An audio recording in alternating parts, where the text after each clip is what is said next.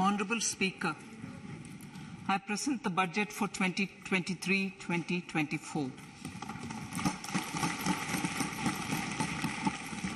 This is the first budget in Amrit Kal. This budget hopes to build on the foundation laid in the previous budget and the blueprint drawn for India at 100.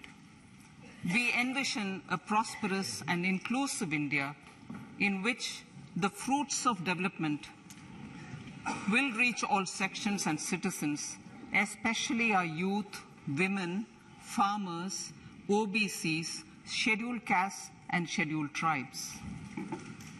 In the 75th year of our independence, the world has recognized the Indian economy as a bright star. Our current year's economic growth is estimated to be at 7%. It is notable that this is the highest among all the major economies. This is in spite of the massive slowdown globally caused by COVID-19 and the war. The Indian economy is therefore on the right track and despite a time of challenges, heading towards a bright future. Today, as Indians stand with their head held high and the world appreciates India's achievements and successes, we are sure that elders who had fought for India's independence will, with joy, bless us in our endeavors going forward as well. Our focus on wide-ranging reforms and sound policies implemented through Sabka Prayas, Risabh, CoWIN and UPI, COVID vaccination drive in unparalleled scale and speed, proactive role in frontier areas such as achieving the climate-related goals, Mission Life and National Hydrogen Mission. During the COVID-19 pandemic, we ensured that no one goes to bed hungry with a scheme to supply free food grains to over 80 crore persons for 28 months. Continuing our commitment to ensure food and nutritional security, we are implementing from 1st January 2023 a scheme to supply free food grain to all Antyodaya and priority households for the next 1 year. Under PM Garib Kalyan Anna Yojana, the entire expenditure of about 2 lakh crore will be borne by the central government. In these times of global challenges, the G20 presidency gives us a unique opportunity to strengthen India's role in the world economic order.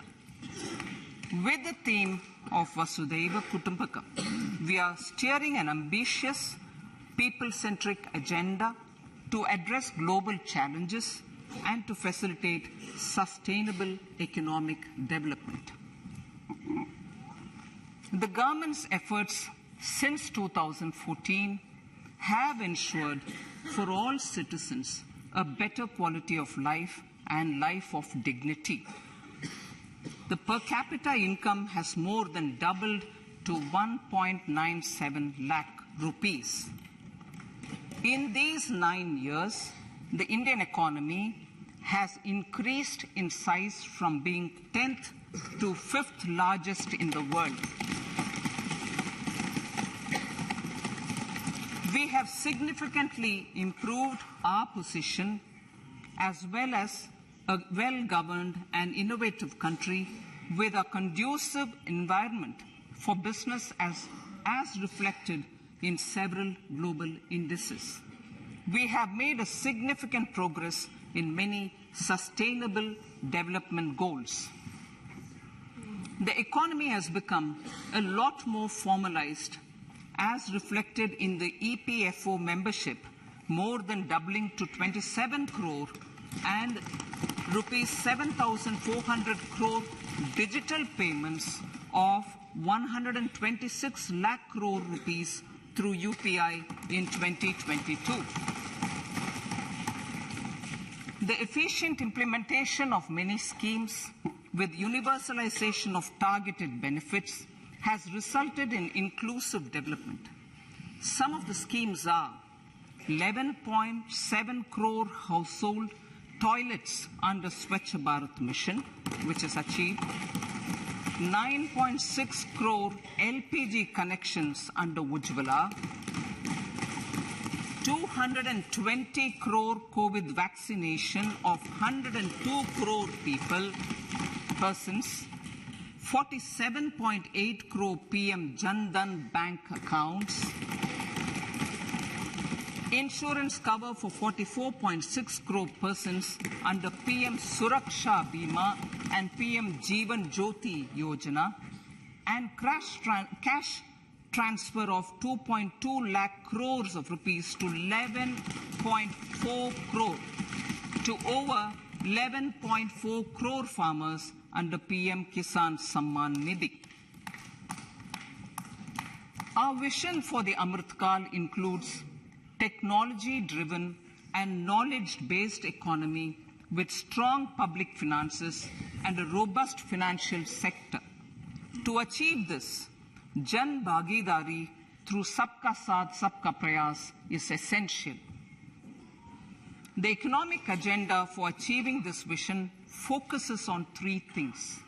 First, facilitating ample opportunities for citizens, especially the youth, to fulfill their aspirations.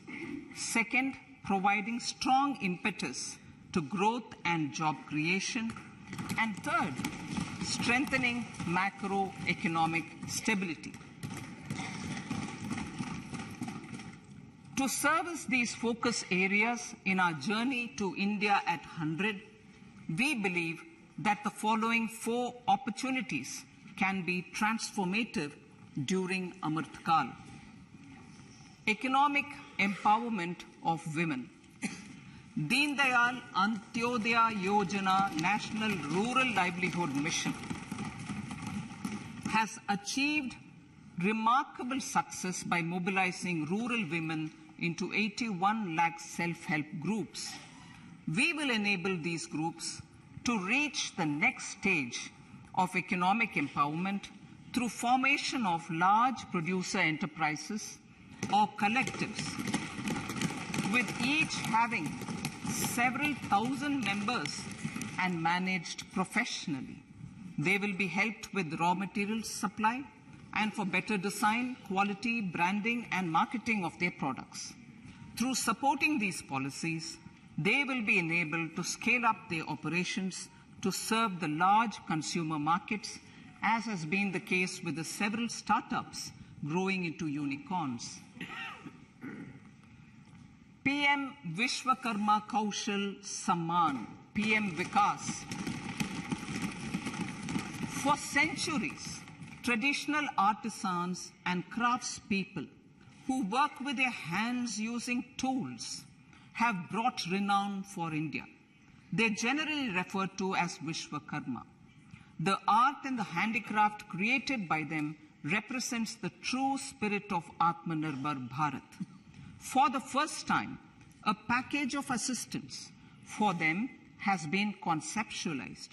The new scheme will enable them to improve the quality, scale, and reach of their products, integrating them with the MSME value chain. The components of this scheme will include not only financial support, but also access to advanced skill training, knowledge of modern digital techniques, and efficient green technologies, brand promotion, linkage with local and global markets, digital payments, and social security. This will greatly benefit the scheduled castes, scheduled tribes, OBCs, women, and people belonging to the weaker sections. Tourism. The country offers immense attraction for domestic as well as foreign tourists. There is a large potential to be tapped in tourism, the sector holds huge opportunities for jobs and entrepreneurship for youth in particular. Promotion of tourism will be taken up on mission mode with active participation of states, convergence of government programs, and public-private partnerships. Green growth.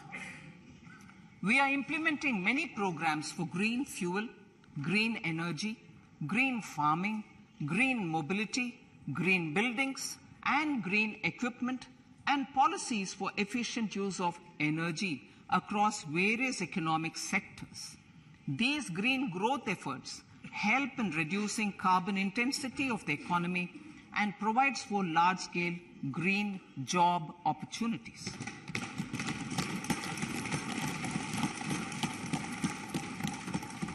Priorities of this budget. The budget adopts the following 7 priorities. They complement each other and act as the Saptarishi guiding us through the Amritkal.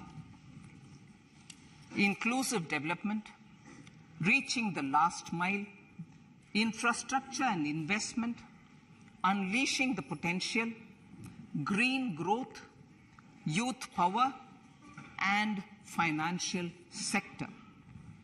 I now speak on the priority number 1, inclusive development.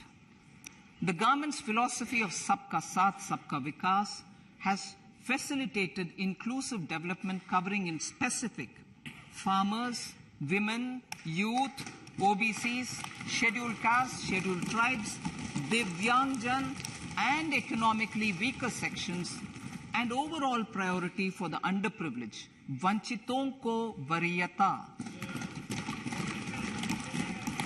There has also been a sustained focus on Jammu Kashmir, Ladakh, and the Northeast. This budget builds on those efforts. Digital public infrastructure for agriculture. Digital public infrastructure for agriculture will be built as an open source, open standard, and interoperable public good. This will enable inclusive farmer-centric solutions through relevant information services for crop planning and health, improved access to farm inputs, credit and insurance, help for crop estimation, market intelligence, and support for growth of agri-tech industry and startups.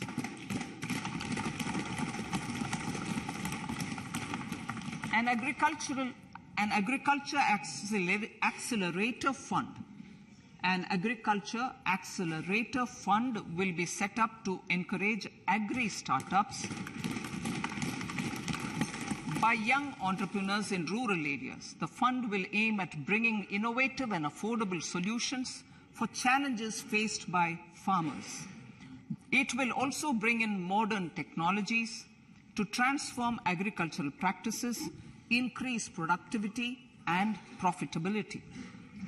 To enhance the productivity of extra long staple cotton, we will adopt a cluster-based and value chain approach through public-private partnerships. This will mean collaboration between farmers, state, and industry for input supplies, extension services, and market linkages. We will launch an Atmanirbhar Clean Plant program to boost availability of disease-free, quality planting material for high-value horticultural crops at an outlay of 2,200 crores. Global hub for millets, which are Sri Anna. India is the forefront. India's at the forefront of popularizing millets, whose consumption furthers nutrition, food security, and welfare of farmers, said the Honorable Prime Minister. We are the largest producer and second largest exporter of Sri Anna in the world. We grow several types of Sri Anna, such as Sri Anna Jowar, Shri Anna Ragi, Shri Anna Bajra, Shri Anna Kutu, Ramdana, Kangni, Kutni, Kutki, Kodo, China, and Sama. These have a number of health benefits and have been an integral part of our food for centuries. I acknowledge with pride the huge service done by small farmers in contributing to the health of fellow citizens by growing these Shri Anna. Now, to make India a global hub for Shri Anna, the Indian Institute of Millet Research, ideally Indian Institute of the Shri Anna Research, Hyderabad, will be supported as the center of excellence for sharing best practices, research, and technologies at the international level. The agricultural credit target will be increased to 20 lakh crores with focus on animal husbandry, dairy, and fisheries. We will launch a new sub-scheme of PM Matsya Sampada Yojana, which is an existing scheme, but we'll launch a new sub-scheme with targeted investment of 6,000 crores to further enable activities of fishermen, fish vendors, and micro and small entrepreneurs, improve value chain efficiencies, and expand the market. For farmers, especially small and marginal farmers and other marginalized sections, the government is promoting cooperative-based economic development model. A new Ministry of Cooperation was formed with a mandate to realize the vision of Sahakar Se Samriddhi. To realize this vision, the government has already initiated computerization of 63,000 primary agricultural credit societies with an investment of 2,516 crores. In consultation with all the stakeholders and the states, model bylaws for PACS were formulated, enabling them to become multi-purpose PACS. A national cooperative database is being prepared for countrywide mapping of cooperative societies. With this backdrop, we will implement a plan to set up massive decentralized storage capacity.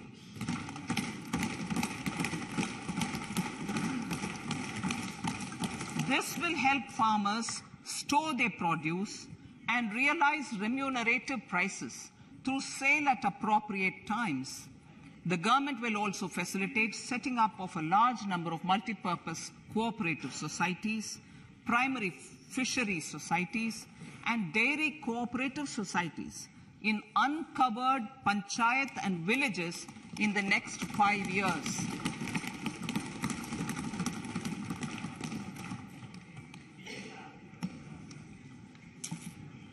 Health, education, and skilling. 157 new nursing colleges will be established in co-location with the existing 157 medical colleges established since 2014. A mission to eliminate sickle cell anemia by 2047 will be launched.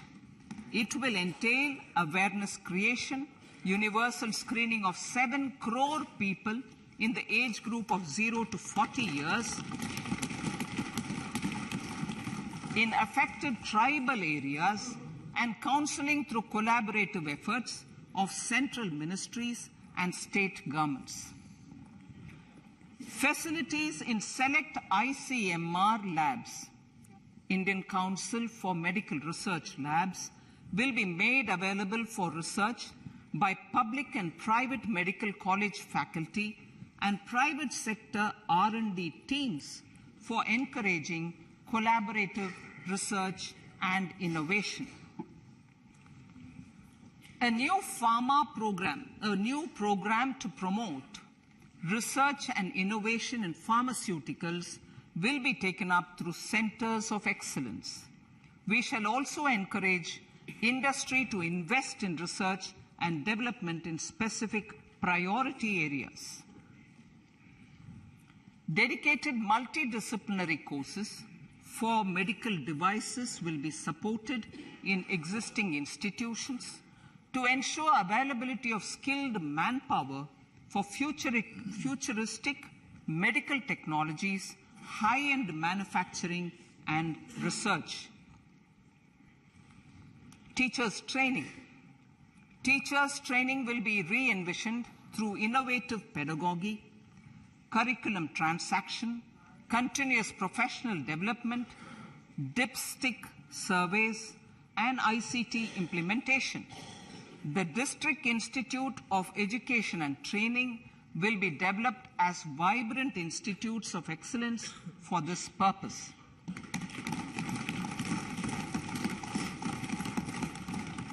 National Digital Library for Children and Adolescents. A National Digital Library for Children and Adolescents will be set up for facilitating availability of quality books across geographies, languages, genres, and levels, and device-agnostic accessibility. States will be encouraged to set up physical libraries for them at panchayat and ward levels and provide infrastructure for accessing the national digital library resources. Additionally, to build a culture of reading and to make up for pandemic time learning loss, the National Book Trust, the Children's Book Trust, and other sources will be encouraged to provide and replenish non-curricular titles in regional languages and in English to these physical libraries. Collaboration with NGOs that work in literacy will also be a part of this initiative to inculcate financial literacy. Financial sector regulators and organizations will be encouraged to provide age-appropriate reading material to these libraries. I move to priority 2, reaching the last mile. Prime Minister Vajpayee's government had formed the Ministry of Tribal Affairs and the Department of Development of Northeast Region to provide a sharper focus to the objective of reaching the last mile. Our government has formed the Ministries of Ayush, Fisheries, Animal Husbandry and Dairying, Skill Development, Jal Shakti and Cooperation. Building on the success of the Aspirational Districts program, the government has recently launched the Aspirational Blocks program, covering 500 blocks for saturation of essential government services across multiple domains such as health, nutrition, education, agriculture, water resources, financial inclusion, skill development, and basic infrastructure.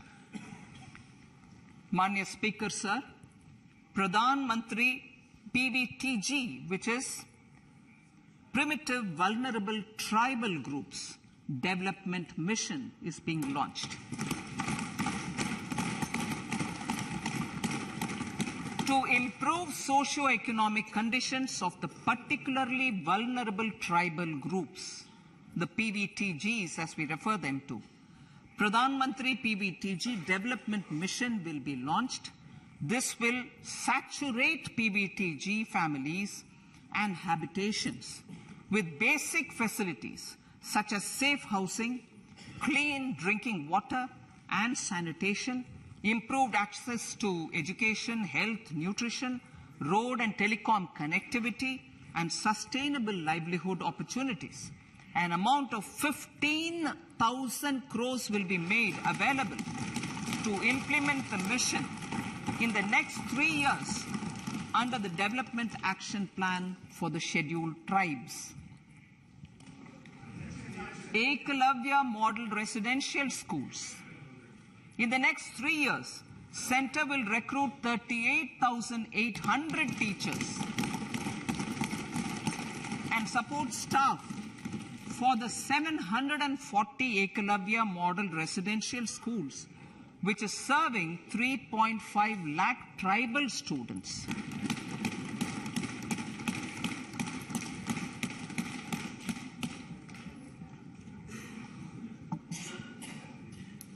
In the drought-prone central regions of Karnataka, central assistance of 5,300 crore will be given to Upper Bhadra project to provide sustainable micro-irrigation and filling up of surface tanks for drinking water. PM Awas Yojana. The outlay for PM Awas Yojana is being enhanced by 66% to over 79,000 crores.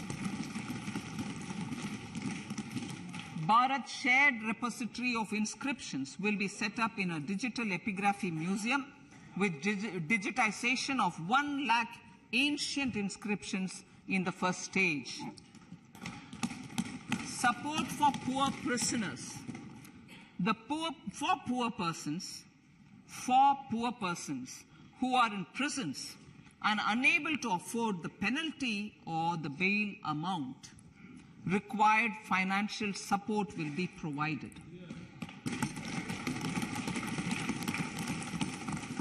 Priority number 3, infrastructure and investment. Investments in infrastructure and productive capacity have a large multiplier impact on growth and employment. After the subdued period of the pandemic, private investments are growing again. The budget takes the lead once again to ramp up the virtuous cycle of investment and job creation.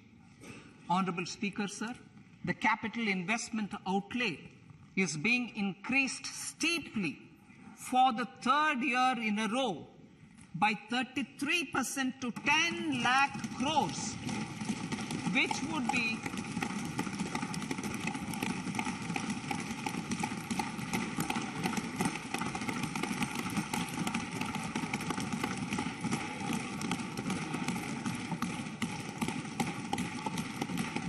which would be 3.3% of GDP.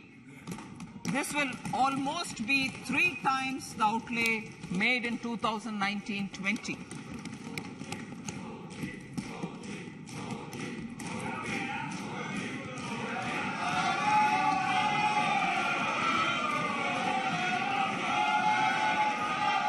This substantial increase in recent years is central to the government's efforts to enhance growth potential and job creation, crowd in private investments, and provide a cushion against global headwinds. The direct capital investment by the center is complemented by the provision made for creation of capital assets through grants and aids to state. The effective capital expenditure of the center is budgeted at 13.7 lakh crore rupees, which will be 4.5% of GDP. Support to state governments for capital investment. I have decided to continue the 50-year interest-free loan to state governments for 1 more year to spur investment in infrastructure and to incentivize them for complementary policies actions with a significantly enhanced outlay of 1.3 lakh crores. The newly established Infrastructure Finance Secretariat will assist all stakeholders for more private investment in infrastructure, including railways, roads, urban infrastructure, and power, which are predominantly depend on public resources.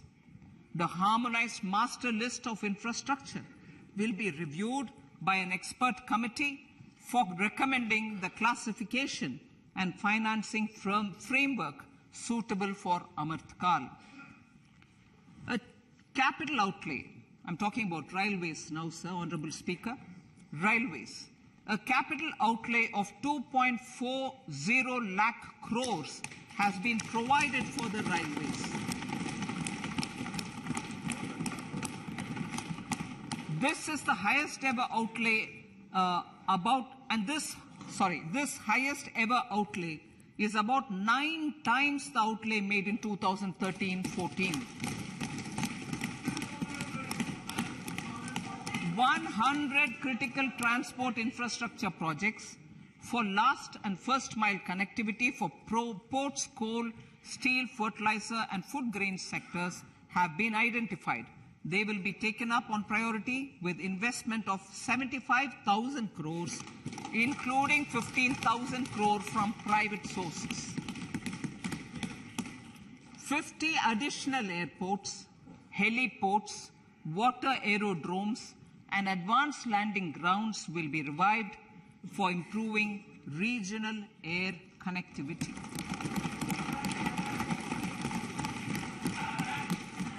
Sustainable cities for tomorrow.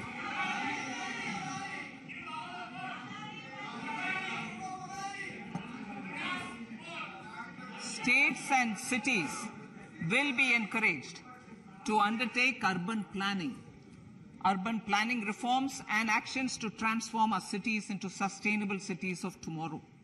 This means efficient use of land resources, adequate resources for urban infrastructure, transit-oriented development, enhanced availability and affordability of urban land, and opportunities for all.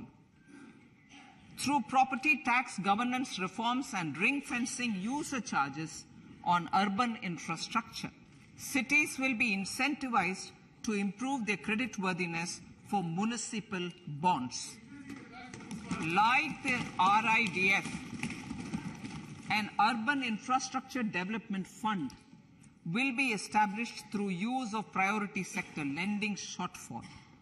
This will be managed by the National Housing Bank and will be used by public agencies to create urban infrastructure in Tier 2 and Tier 3 cities. States will be encouraged to leverage resources from the grants of the 15th Finance Commission as well as existing schemes to adopt appropriate user charges while accessing the UIDF. We expect to make available 10,000 crore rupees per annum for this purpose. All cities and towns will be enabled for 100% mechanical desludging of septic tanks and sewers to transition from manhole to machine hole mode.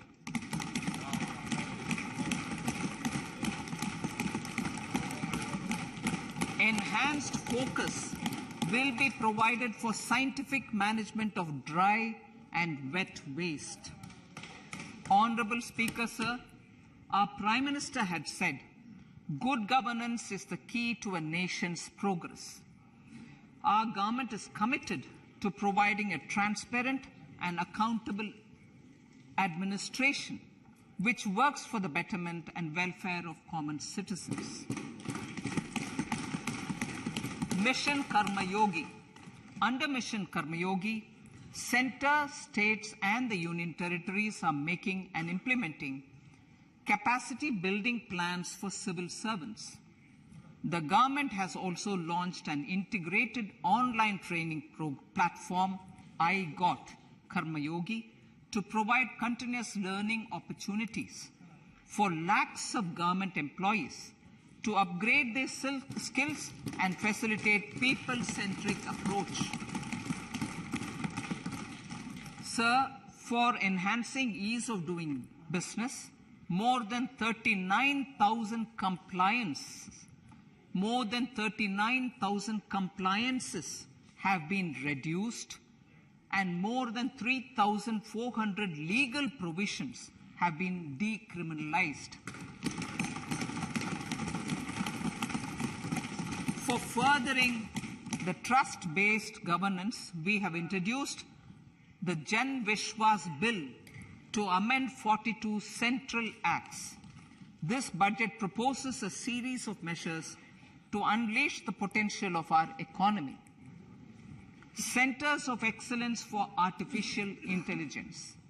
For realizing the vision of Make AI in India and Make AI Work for India, 3 centers of excellence for artificial intelligence will be set up in top educational institutions.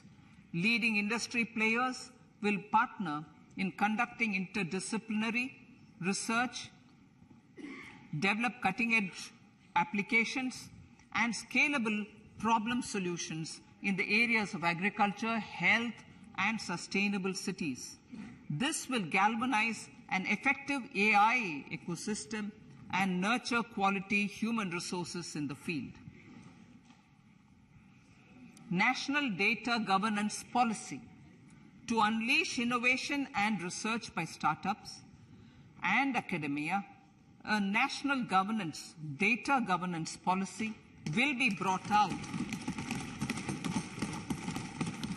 This will enable access to anonymized data. The KYC process will be simplified, adopting a risk-based instead of one-size-fits-all approach. The financial sector regulators will also be encouraged to have a KYC system fully amenable to meet the needs of digital India. One-stop solution for identity and address updating. A one-stop solution for reconciliation and updating of identity and address of individuals maintained by various government agencies, regulators, and regulated entities will be established using DigiLocker service and Aadhaar as foundational identity. Speaker, sir, common business identifier. For the business establishments required to have a permanent account number, the PAN will be used as the common identifier for all digital systems of specified government agencies. This will bring ease of doing business, and it will be facilitated through a legal mandate. For obviating the need for separate submission of same information to different government agencies, a system of unified filing process will be set up. Such filing of information or return in simplified forms on a common portal will be shared with other agencies as per the filer's choice. Vivad se Vishwas 1. Relief for MSMEs. In cases of failure by MSMEs to execute contracts during the COVID period, 95% of the forfeited amount relating to the bid or performance security will be returned to them by government and government undertakings. This will provide relief to the MSMEs. Vivad se Vishwas 2. Settling contractual disputes.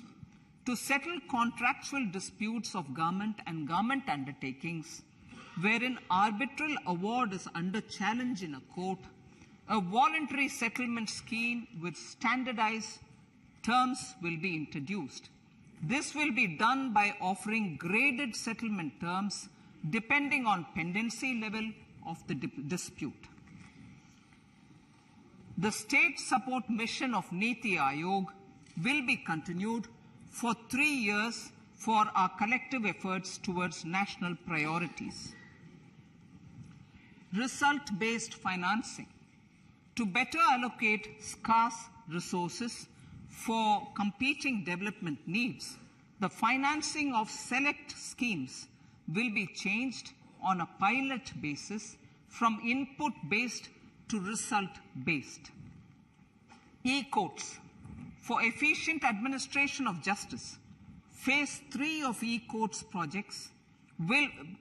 3 of the e-courts project will be launched with an outlay of 7,000 crores. Fintech services in India have been facilitated by our digital public infrastructure, including Aadhaar, PM Jan Dhan Yojana, Video, KYC, India Stack, and UPI. To enable more fintech innovative services, the scope of documents available in DigiLocker for individuals will be expanded. An entity, DigiLocker, will be set up for the use by MSMEs, large businesses, and also charitable trusts. This will be towards storing and sharing documents online securely whenever needed with various authorities, regulators, banks, and other business entities. 5G services. 100 labs for developing applications using 5G services will be set up in engineering institutions.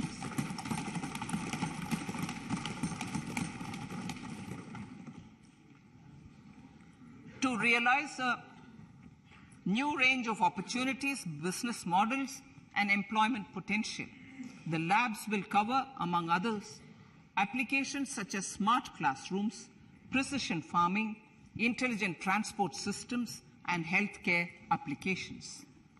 Lab-grown diamonds. Lab-grown diamonds is a technology and innovation-driven emerging sector with high employment potential.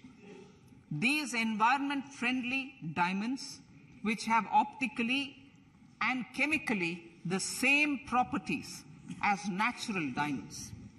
To encourage indigenous production of LGD, lab-grown diamond seeds and machines, and to reduce import dependency, a research and development grant will be provided to one of the IITs for 5 years.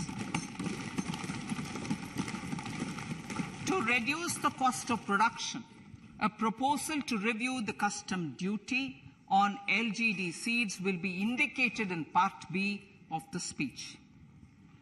I come to the fifth priority, Honorable Speaker, sir, green growth.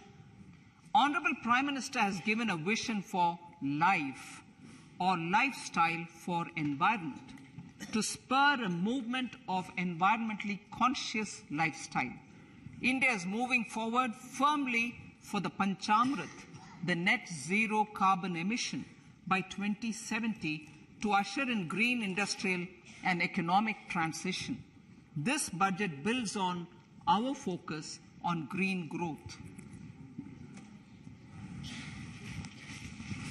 The recently launched National Green Hydrogen Mission, with an outlay of 19,700 crores, will facilitate transition of the economy to low carbon intensity, reduce dependence on fossil fuel imports, and make the country assume technology and market leadership in this sunrise sector. Our target is to reach an annual production of 5 MMT by 2030. Energy transition. This budget provides for 35,000 crores for priority capital investment towards energy transition and net zero objectives and energy security by Ministry of Petroleum and Natural Gas. To steer the economy on sustainable development path, battery energy storage systems with capacity of 4,000 MWH will be supported with viability gap funding. A detailed framework for pumped storage projects will also be formulated. Renewable energy evacuation. The interstate transmission system for evacuation and grid integration of 13 gigawatt renewable energy from Ladakh will be constructed with investment of 20,700 crores, including central support of 8,300 crores. Green Credit Program. For encouraging behavioral change, a green credit program will be notified under the Environment Protection Act. This will incentivize environmentally sustainable and responsive actions by companies, individuals, and local bodies, and help mobilize additional resources for such activities. PM Program for Restoration, Awareness, Nourishment, and Amelioration of Mother Earth, PM Pranam, will be launched to incentivize states and union territories to promote alternative fertilizers and balanced use of chemical fertilizers. Go Bardhan Scheme, 500 new waste to wealth plants under Go Bardhan, galvanizing organic bio-agro resources done. Go Bardhan scheme will be established for promoting circular economy. These will include 200 compressed biogas plants, including 75 plants in urban areas, and 300 community or cluster-based plants at a total investment of 10,000 crores. I will refer to this in Part B also. In due course, a 5% CBG mandate will be introduced for all organizations marketing natural and biogas. For collection of biomass and distribution of biomanure, appropriate fiscal support will also be provided. Bharatiya Prakritik Kheti Bio-Input Resource Centers. Over the next 3 years, we will facilitate 1 crore farmers to adopt natural farming. For this, Honorable Speaker, 10,000 bio-input resource centers will be set up, creating a national level distributed micro-fertilizer and pesticide manufacturing network. Mishti.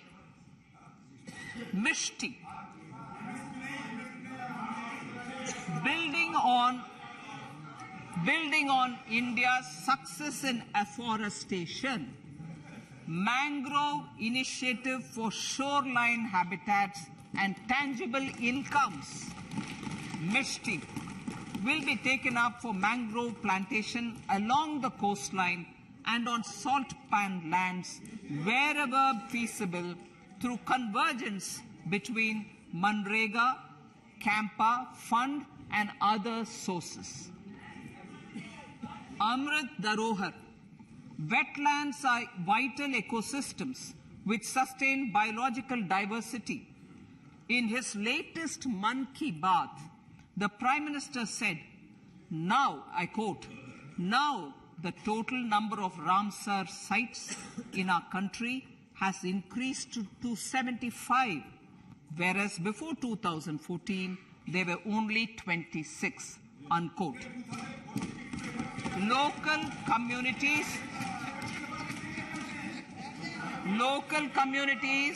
have always been at the forefront of conservation efforts.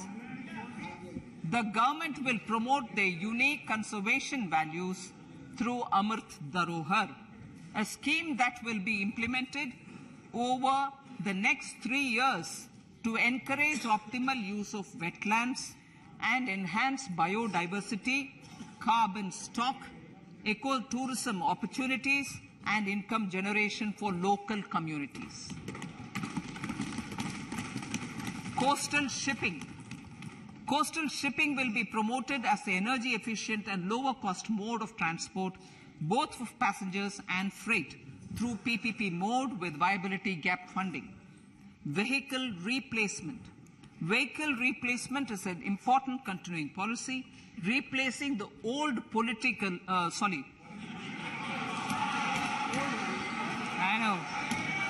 replacing, absolutely, thank you. Replacing old polluting vehicles may be applicable, right? Replacing old polluting vehicles is an important part of greening our economy. In furtherance of the vehicle scrapping policy mentioned in Budget 21-22, I have allocated adequate funds to scrap old vehicles of the central government. States will also be supported in replacing old vehicles and old state ambulances. Honorable Speaker, sir, I move to priority 6, youth power. To empower our youth and help the Amrit PD realize their dreams, we have formulated the National Education Policy, which is very wide in its scope, but one of the things is also to focus on skilling, adopted economic policies that facilitate job creation at scale and have supported business opportunities. Pradhan Mantri Kaushal Vikas Yojana. Pradhan Mantri Kaushal Vikas Yojana 4.0 will be launched to skill lakhs of youth within the next 3 years. On-job training, industry partnership, and alignment of courses with needs of industry will be emphasized. The scheme will also cover new age courses for Industry 4.0 like coding, AI, robotics, mechatronics, IoT, 3D printing, drones, and other soft skills. To skill youth for international opportunities, 30 Skill India International Centers will be set up across different states. The digital ecosystem for skilling will be further expanded with the launch of a unified Skill India digital platform for enabling demand-based formal skilling, linking with employers including MSMEs, and facilitating access to entrepreneurship schemes. To provide stipend support to 47 lakh youths in 3 years, direct benefit transfer under a pan-India national apprenticeship promotion scheme will be rolled out. Tourism.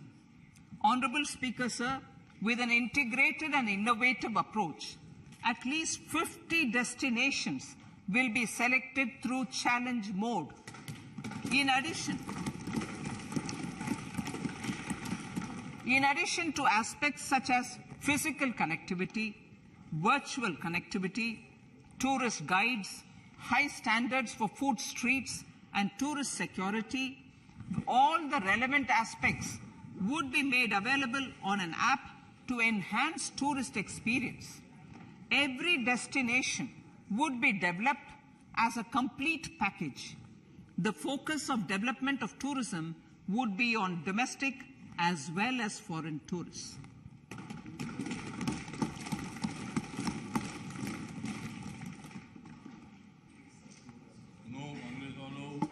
Sector-specific skilling and entrepreneurship development will be dovetailed to achieve the objectives of Dekho Apna Desh initiative. This was launched as an appeal by the Honorable Prime Minister to the middle class to prefer domestic tourism over international tourism. The integrated development of theme-based tourist circuits, the Swadesh Darshan scheme, was also launched. Under the Vibrant Villages program, tourism infrastructure and amenities will be facilitated in border villages. Unity Mall. States will be encouraged to set up a Unity Mall in their state capital or most prominent tourism center or the financial capital for promotion and sale of their one district, one product and GI products and other handicraft products, and for providing space for such products of all other states as well. Sir, priority number 7, financial sector. Our reforms in the financial sector and innovative use of technology have led to financial inclusion at scale, better and faster service delivery, ease of access to credit, and participation in financial markets. This budget proposes to further these measures. Credit guarantee for MSMEs. Last year, I proposed revamping of the credit guarantee scheme for the MSMEs. I am happy to announce that the revamped scheme will take effect from 1st April 2023 through infusion of 9,000 crores in the corpus.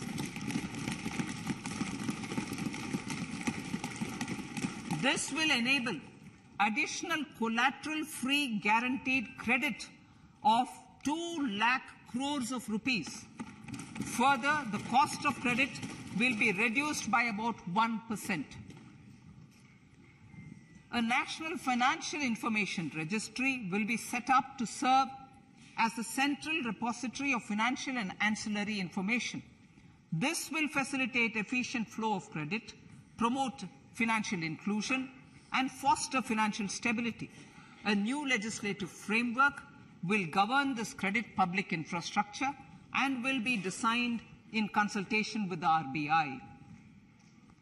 To meet the needs of Amrit Kal and to facilitate optimum regulation in the financial sector, public consultation, as necessary and feasible, will be brought to the process of regulation making and issuing subsidiary directions.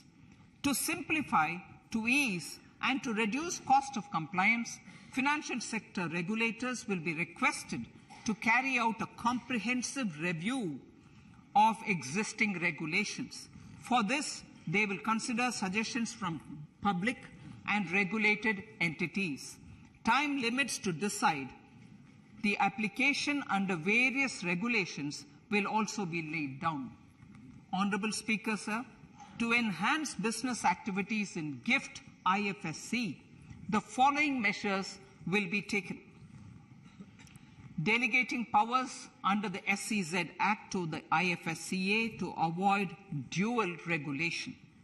Setting up a single window IT system for registration and approval of IFSCA, SEZ authorities, GSTN, RBI, SEBI, and IRDAI. Permitting acquisition financing by IFSC banking units of foreign banks. Establishing a subsidiary of Exim Bank for trade refinancing. Amending IFSCA Act for statutory provisions for arbitration, ancillary services, and avoiding dual regulation under the SEZ Act, and recognizing offshore derivative instruments as valid contracts. Honorable Speaker, sir, data embassy. For countries looking for digital continuity solutions, we will facilitate setting up of their data embassies in GIFT IFSC.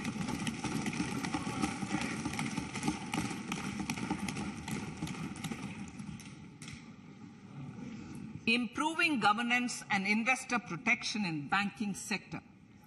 To improve bank governance and enhance investors' protection, certain amendments to the Banking Regulation Act, the Banking Companies Act, and the Reserve Bank of India Act are being proposed. Capacity building in securities market. Honorable Speaker, sir, to build capacity of functionaries and professionals in the securities market, SEBI will be empowered to develop, regulate, maintain, and enforce norms and standards for education in the National Institute of Securities Markets and to recognize award of degrees, diplomas, and certificates. A central processing center will be set up for faster response to companies through centralized handling of various forms filed with field officers under the Companies Act. Reclaiming of shares and dividends. For investors to reclaim unclaimed shares and unpaid dividends from the Investor Education and Protection Fund Authority with ease,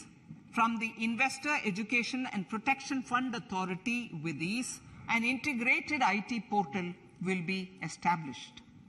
Digital payments continue to find wide acceptance. In 2022, they show an increase of 76% in transaction and 91% in value.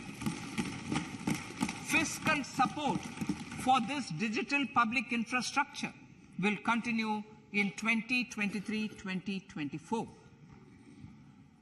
Azadi Ka Amrit Mahotsav, Mahila Samman Bachat Patra. For commemorating Azadi Ka Amrit Mahotsav, a one-time new small savings scheme, Mahila Samman Savings Patra or Savings Certificate, Mahila Samman Savings Certificate will be made available for a 2-year period up to March 2025. This will offer deposit facility up to 2 lakh in the name of a woman or girls for a tenor of 2 years at fixed interest rate of 7.5% with partial withdrawal option.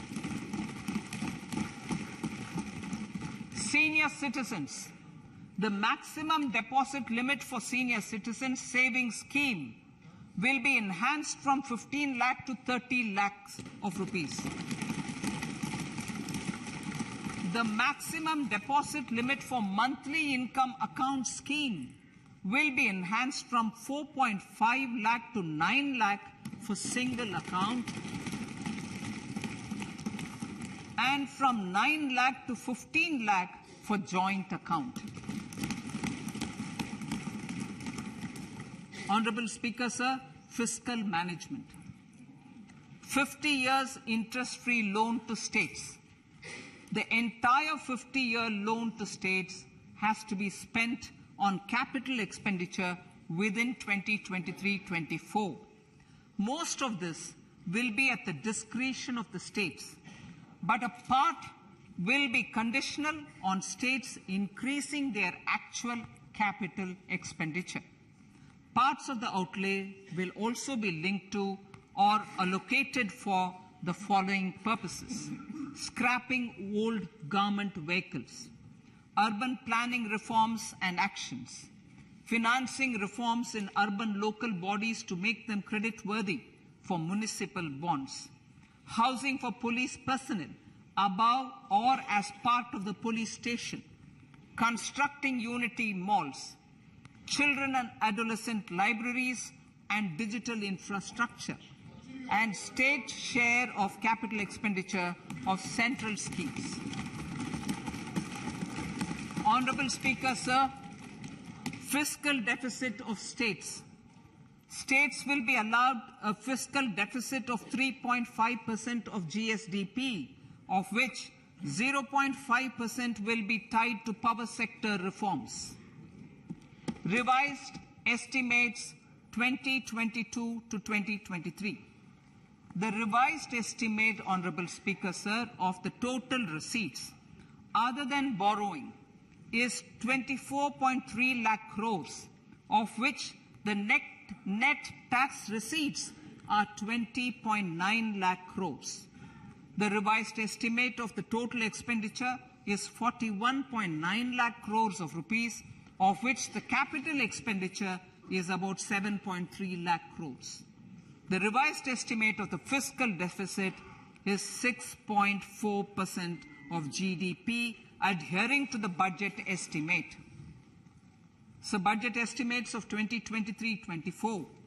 Coming to 2023-24, the total receipts other than borrowings and the total expenditure are estimated at 27.2 lakh crores and 45 lakh crores respectively.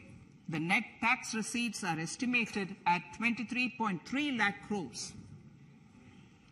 The fiscal deficit is estimated to be 5.9% of the GDP. In my budget speech for 21-22, I had announced that we plan to continue the path of fiscal consolidation, reaching a fiscal deficit of below 4.5% by 2025-26, with a fairly steady decline over the period. We have adhered to this path, and I reiterate my intention to bring the fiscal deficit below 4.5% of GDP by 2025-26. To finance the fiscal deficit in 2023-24, the net market borrowings from dated securities are estimated at 11.8 lakh crores. The balance financing is expected to come from small savings and other sources. The gross market borrowings are estimated at 15.43 lakh crores of rupees. Honorable Speaker, sir, I now move to Part B.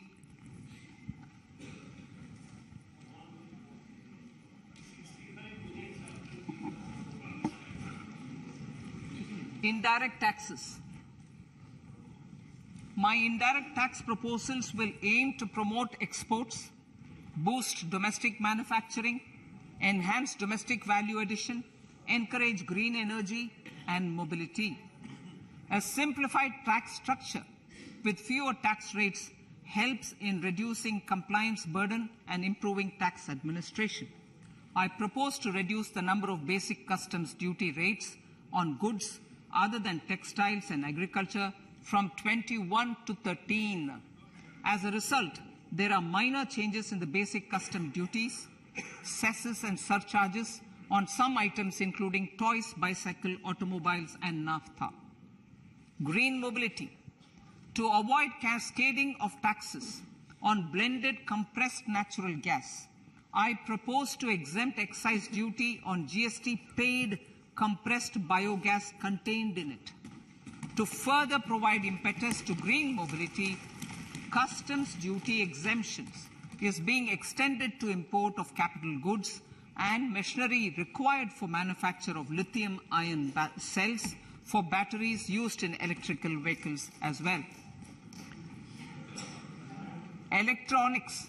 As a result of various initiatives of the government, including phased manufacturing program, mobile phone production in India has increased from 5.8 crore units valued at about 18,900 crore in 2014-15 to 31 crore units valued at 2,75,000 crore in the last financial year. To further deepen domestic value addition in manufacturing of mobile phones, I propose to provide relief to customs duty. I propose to provide relief in customs duty on import of certain parts and inputs like camera lens and continue the concessional duty on lithium-ion cells for batteries for another year. Similarly, to promote value addition in manufacture of televisions, I propose to reduce the basic customs duty on parts of open cells of TV panels to 2.5%. Electrical. To rectify inversion of duty structure and encourage manufacturing of electric kitchen chimneys, the basic custom duty on electric kitchen chimney is being increased from 7.5% to 15%, and that on heat coils for these is proposed to be reduced from 20% to 15%. Chemicals and petrochemicals. Denatured ethyl alcohol is used in chemical industry. I propose to exempt basic customs duty on it. This will also support the ethanol blending program and facilitate an endeavor for energy transition. Basic customs duty is also being reduced on acid-grade fluorospar from 5% to 2.5% to make the domestic fluorochemicals industry competitive.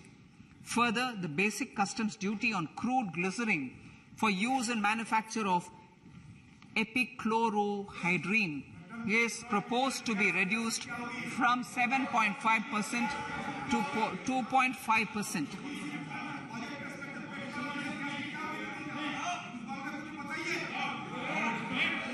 Marine products. In the last financial year, marine products recorded the highest export growth, benefiting farmers in the coastal states of the country. to further enhance the export competitiveness of marine products, particularly shrimps. Duty is being reduced on key inputs for domestic manufacture of shrimp feed. India is a global leader, as I said in Part A, in cutting and polishing of natural diamonds, contributing about 3/4 of the global turnover by value. With the depletion of deposits of natural diamonds, the industry is moving towards lab-grown diamonds, and it holds huge promise. To seize this opportunity, I propose to reduce the basic customs duty on seeds used in their manufacture. Custom duties on doré and bars of gold and platinum were increased earlier this fiscal.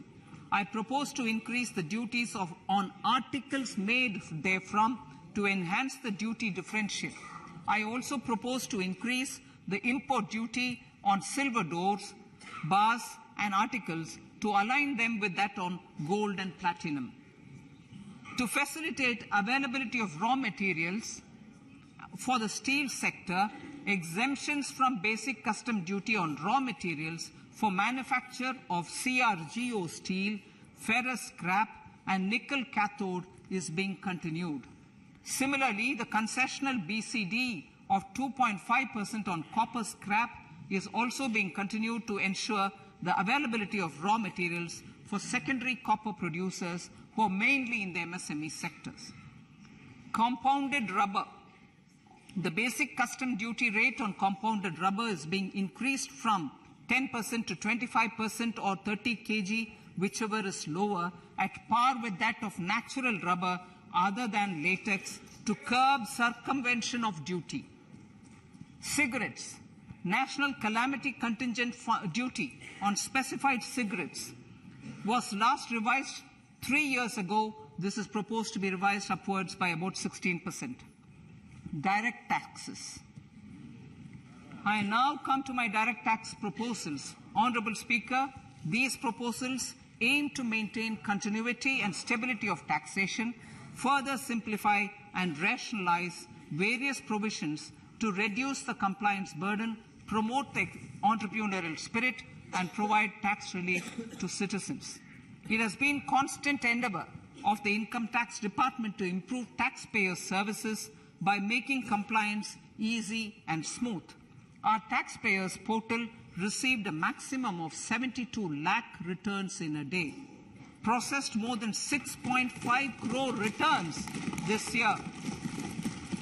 Average processing period reduced from 93 days in financial year 13-14 to 16 days only now. And 45% of the returns were processed within 24 hours. We intend to further improve this, roll out the next generation common IT return form for taxpayer convenience, and also plan to strengthen the grievance redressal mechanism. MSMEs and professionals. MSMEs are growth engines of our economy. Micro enterprises with turnover up to 2 crore of rupees and certain professionals with turnover of up to 50 lakh rupees can avail the benefit of presumptive taxation. I propose to provide enhanced limits of 3 crore and 75 lakh respectively to the taxpayers whose cash receipts are no more than 5%. Whose cash receipts are no more than 5%. Moreover, to support MSMEs in timely receipt of payments, I propose to allow deduction for expenditure incurred on payments made to them only when payment is actually made. Cooperation. Cooperation is a value to be cherished. In realizing our Prime Minister's goal for Sehkar Se Samriddhi and his resolve to connect the spirit of cooperation with the spirit of Amrit Kal, in addition to the measures proposed in Part A, I have a slew of proposals for the cooperation sector. First, new cooperatives that commence manufacturing activities till 2024, 31st March, shall get the benefit of a lower tax rate of 15%, as is presently available to new manufacturing companies. Secondly, I propose to provide an opportunity to sugar cooperatives to claim payments made to sugarcane farmers for the period prior to the assessment year 2016-17 as expenditure. This is expected to provide them a relief of almost 10,000 crores. Thirdly, I am providing a higher limit of 2 lakh per member for cash deposits to loans in cash by primary agricultural cooperative societies and primary cooperative agriculture and rural development banks. I repeat that. Thirdly, I am providing a higher limit of 2 lakh per member for cash deposits to and loans in cash by primary agricultural cooperative societies and primary cooperative agricultural and rural development banks. Similarly, a higher limit of 3 crore for TDS on cash withdrawal is being provided to cooperative societies. Startups.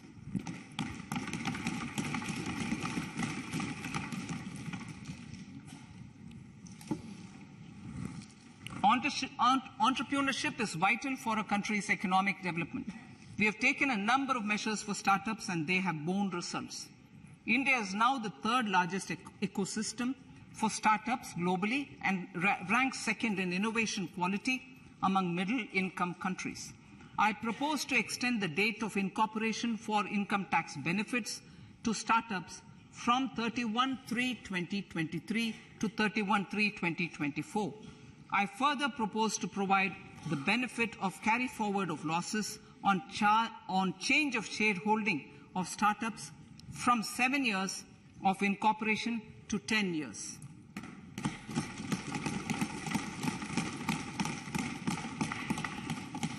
To reduce the pendency of appeals at commissioner level, I propose to deploy about 100 joint commissioners for disposal of small appeals. We shall also be more selective in taking up cases for scrutiny of returns already received this year. Better targeting of tax concessions.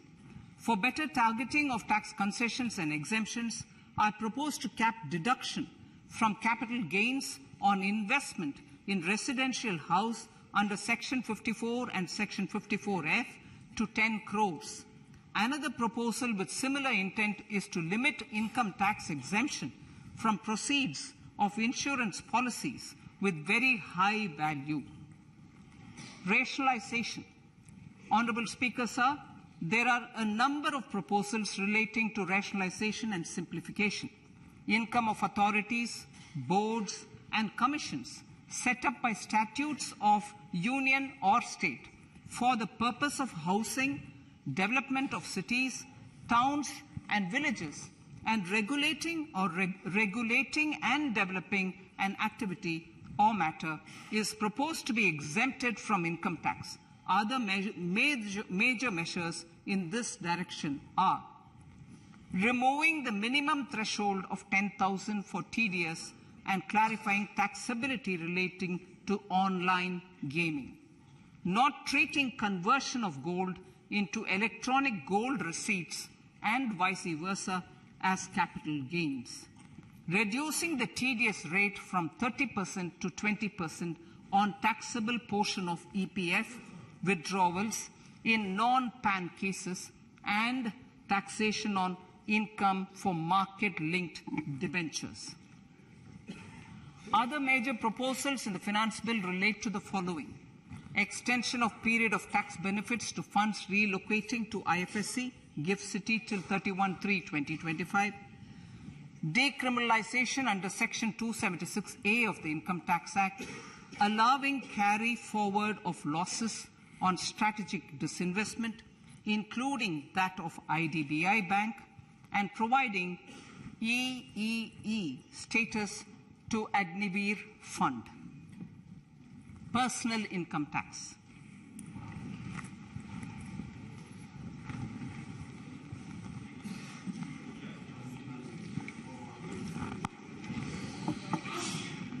Now I come to what everyone is waiting for.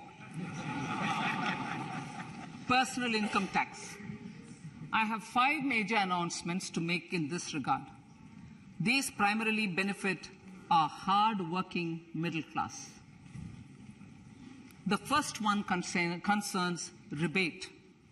Currently, those with income up to 5 lakh do not pay any income tax in both old and new regimes. I propose to increase the rebate limit to 7 lakhs in the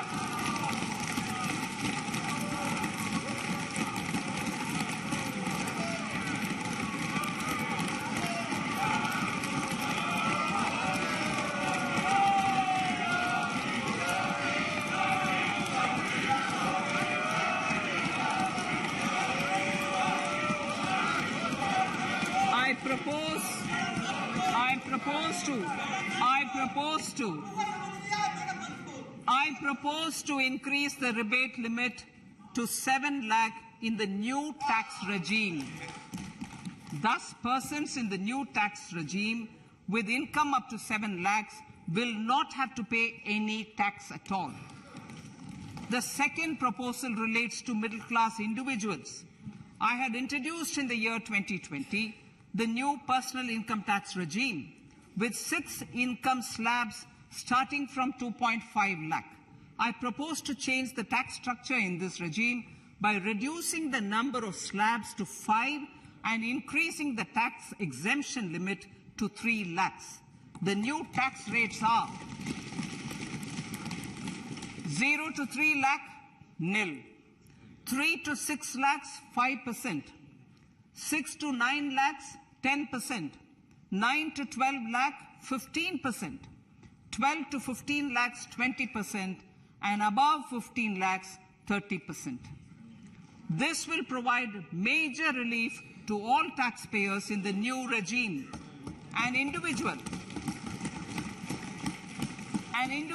with an annual income of 9 lakhs will be required to pay only 45,000 rupees. This is only 5% of his or her income. It is a reduction of 25% on what he or she is required to pay now. That is 60,000. So in the place of 60,000, it is now only 45,000. Similarly, an individual with an income of 15 lakh rupees would be required to pay only 1.5 lakh or 10% of his income or her income, a reduction of 20% from the existing liability of 1,87,500 rupees. My third proposal is for the salaried class and the pensioners, including family pensioners, for whom I propose to extend the benefit of standard deduction to the new tax regime. Each salaried person with an income of 15.5 lakh rupees or more will thus stand to benefit by 52,500 rupees. My fourth announcement in personal income tax is regarding the highest tax rate, which in our country is 42.74%. This is among the highest in the world. I propose to reduce the highest surcharge. Rate from 37% to 25% in the new tax regime.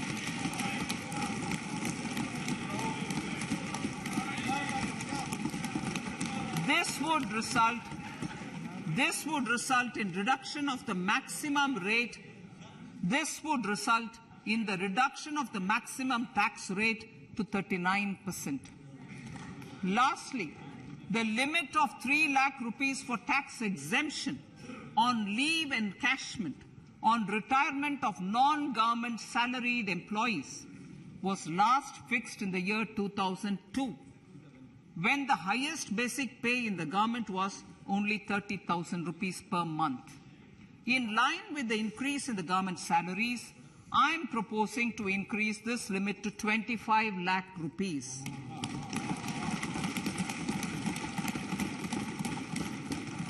We are also making We are also making the new income tax regime as the default tax regime. However, citizens will continue to have the option to avail the benefit of the old tax regime. Apart from these, I'm also making some other changes as given in the annexure.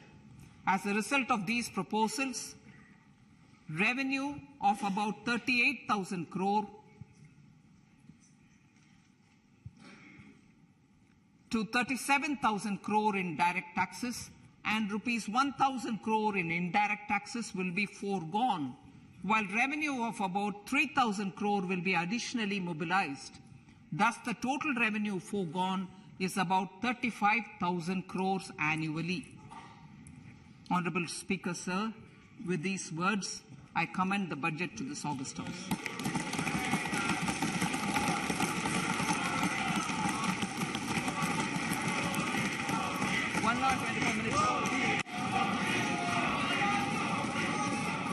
Item number 1, माननीय item number 2, Shrimati Nirmala Sitharaman ji. Sir, with your permission, I lay on the table of the following statements. Under Section 3(1) of the Fiscal Responsibility Budget Management Act 2003, 1. Medium-term fiscal policy cum fiscal policy strategy statement and macroeconomic framework statement. माननीय सदस्यगण, जैसा कि आपको समाचार भाग 2 के माध्यम से पहले ही सूचित किया जा चुका है कि माननीय वित्त मंत्री जी के बजट भाषण की प्रतियां हार्ड कॉपी के रूप में उपलब्ध कराई गई है. आप बजट भाषण की अपनी